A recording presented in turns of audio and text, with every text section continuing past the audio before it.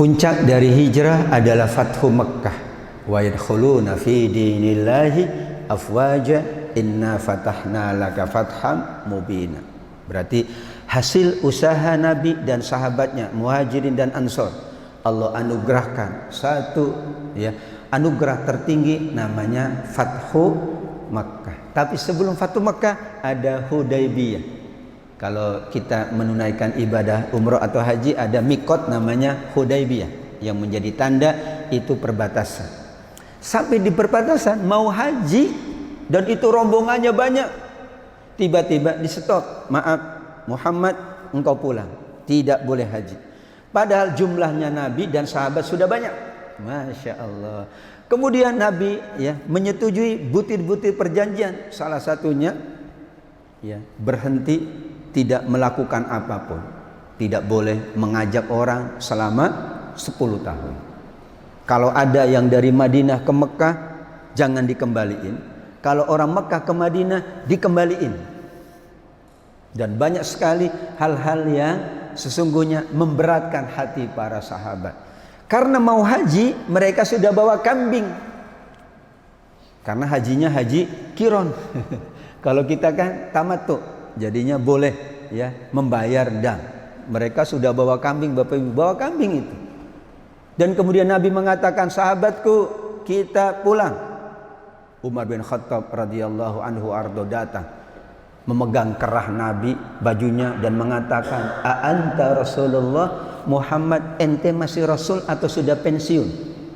Kira-kira gitu. A anta Rasulullah, kok beda banget dengan dulu? Ketika berhijrah, engkau begini, engkau begini. Baru digituin aja sudah lemes, kata Umar. Karena Umar memang begitu. Nabi sudah, kita pulang. Enggak menyampaikan apa-apa. Karena memang kondisinya sedang al-qalaq, ad-dojar.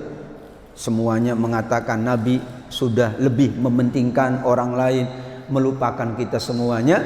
Kemudian ternyata hikmahnya adalah Fathu Makkah. Seandainya tidak ada Hudaybiyah, tidak ada Fathu Makkah. Seperti kalau tidak berhijrah, tidak ada itu Makkah Al-Mukarramah, tidak ada pula Al-Madinah Al-Munawwarah, tidak ada orang-orang dermawan, tidak ada orang-orang Itsar. Hudaybiyah diabadikan. Dan kemudian Ummu Salamah berperan saat itu, wanita mulia, istri baginda Nabi. Ia mengatakan, wahai Muhammad, karena saat itu Nabi memerintahkan kita sembelih kambing kita. Karena itulah ketetapannya. Kalau tidak jadi haji, karena faktor keamanan atau kesehatan, maka kambing yang sudah dibawa harus disembelih. Enggak ada yang nurut sama Nabi, enggak ada. Satu orang pun enggak ada. Padahal 8 tahun nurut terus, yang ini enggak mau. Akhirnya Nabi begitu sedikit duka cita. Kemudian Ummu Salamah datang. Muhammad, kenapa engkau suamiku? Karena Ummu Salamah memang paling dewasa usianya lebih senior. Maka Ummu Salamah mendatangi dan mengatakan, Muhammad suamiku, kalau mau sahabat memotong, menyembelih kambingnya, engkau keluar dari tenda ini, engkau sembelih di hadapan mereka. Ternyata Nabi keluar sembelih kambing, enggak usah pakai ngomong, yang lain pada sembelih semua. Karena kalau pakai ngomong nggak jadi-jadi itu karena masih begini sama Nabi Shallallahu Alaihi Wasallam. Tapi barulah mereka bertakbir memuji Nabi Shallallahu Alaihi Wasallam saat mereka tahun depannya itu menunaikan ibadah haji. Bahkan la tadkhulunnal masjidal harama insyaallahu aminin, jumlahnya 10.000 dikatakan. Itu yang terdata mungkin yang ilehal banyak. Tapi itu yang terdata di data Kementerian Haji Padahal jumlahnya banyak. 10.000 orang Mekah gini semuanya, kaget. Aku tahan 1 tahun, ternyata jumlahnya tambah besar. Karena orang akan menilai, subhanallah, bijaksananya Nabi dan berarti yang tidak bijaksana adalah orang-orang Quraisy. Mereka cuman bisanya bijak sini. Makanya Nabi bijak sini, bijaksana. Dan itulah masyarakat Semenanjung mengagumi Nabi, hebat. Di suasana yang sangat sulit, Nabi tetap bijaksana dan Allah hadiahkan namanya Fathu Makkah. Itulah hadiah tertinggi, karena setelah Fathu Makkah Nabi harus pamitan dari dunia ini karena Allah panggil sebagai bukti sayangnya. Dan Nabi katakan kepada semua penduduk Makkah, hal ballagtu, wahai semuanya, apakah aku sudah menyampaikan semua apa yang Allah perintahkan? Mereka mengatakan bala wa nahnu ala dzalika minasyahidin. Kalau Nabi wafatnya karena tugasnya selesai, kalau kita wafatnya karena sudah ketentuan Allah. Tugas gak selesai juga, ya kalau Allah takdirkan wafat. Kalau Nabi wafatnya adalah memang tugasnya selesai. Inilah sahabat Ibnu Abbas ketika ditanya tentang idza jaa nasrullah, semua mengatakan kalau dapat kemenangan, dapat anugerah, banyak bertasbih, banyak beristighfar. Sabbih bihamdi rabbika wastaghfiru.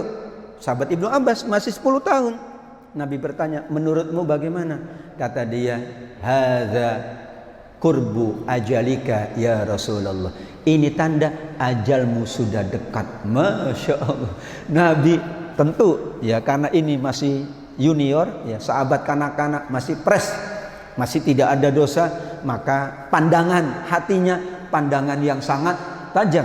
Dan Nabi memang beberapa bulan diwafatkan oleh Allah. Wallahu a'lam bishawab. Demikian Bapak Ibu yang dimuliakan Allah, akhir dari majelis kita pada pagi hari ini. Masih ada lagi? Oh, masih ada. Terima kasih Ustaz. Sehubungan dengan hijrah ini Ustaz. Jadi kita ini kan sunatullah Ustaz. Dari bayi menjadi tua. Hijrah. Nah, kebanyakan kita ini berpikir bahwa berkah yang tua itu berkah. Sehingga kadang-kadang ada bonus usia. Padahal Rasul berkata bahwa yang paling baik adalah yang umur yang panjang, yang baik.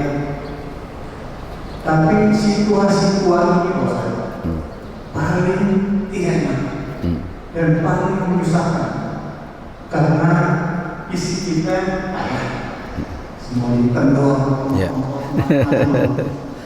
itu baru isi. Hati kita ini kadang-kadang sensitif suka ngomong, suka macam-macam, mau macam-macam. Nah, ini kira-kira bagaimana untuk hijrah ke situasi tadi sehingga justru Tuhan berkah. Masya Allah. Baik, insya Allah Bapak Ibu yang dimuliakan Allah, hijrah itu berarti tetap dalam keadaan terbaiknya meskipun ada faktor-faktor yang lain. Mungkin lingkungannya berubah, mungkin keadaannya berubah, bahkan usianya juga berubah. Tapi bagaimana tetap semangat hijrah, memperbaiki, meningkatkan sampai puncaknya husnul khatimah, tetap berkekalan di dalam hati kita semuanya insya Allah. Kalau kita maknai hijrah, maka ada makna yang tersirat bahwa manusia tidak bisa menafikan takdir Allah. Takdir itu artinya adalah usianya yang selalu berubah, sehingga Allah siapkan dalam keadaan sulit, dalam keadaan usia yang sudah lanjut, justru disitulah dikatakan pengabdian anak lebih tinggi lagi. Bahkan dikatakan di usia lanjut, disitulah usia-usia yang produktif beribadah, produktifnya ke ibadah. Kenapa? Karena manusia menyadari memang waktunya sudah hampir berakhir. Maka produktivitasnya diganti dari produktivitas masa muda untuk tugas, untuk berbagai, digantilah produktivitasnya namanya ibadah. Dan ternyata ini fakta. Survei mengatakan bahwa orang semakin ia berusia, semakin orientasinya akhirat. Ini bagus. Meskipun ada 1-2 semakin berusia orientasi dunianya enggak habis-habis, ini yang bahaya. Mangkana hammuhu dunya, ini bahaya.